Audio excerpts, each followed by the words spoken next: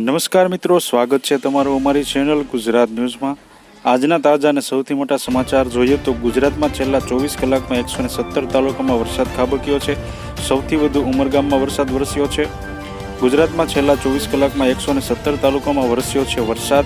ક્યાંક ધોધમાર તો ક્યાંક હળવોથી મધ્યમ વરસાદ જોવા મળ્યો છે। સૌથી વધુ વલસાડના ઉમરગામમાં 3 ઇંચથી વધુ વરસાદ નોંધાયો છે। સુરતના કામરેજમાં પણ 3 ઇંચથી વધુ વરસાદ ખાબક્યો છે। સુરત, બોરસદ અને વાપીમાં 3 ઇંચ વરસાદ વરસ્યો છે। રાજ્યના 5 તાલુકામાં 2 ઇંચથી વધુ વરસાદ વરસ્યો છે, જ્યારે અન્ય 18 તાલુકામાં ગાજવીજ સાથે 1 ઇંચથી વધુ વરસાદ ખાબક્યો છે।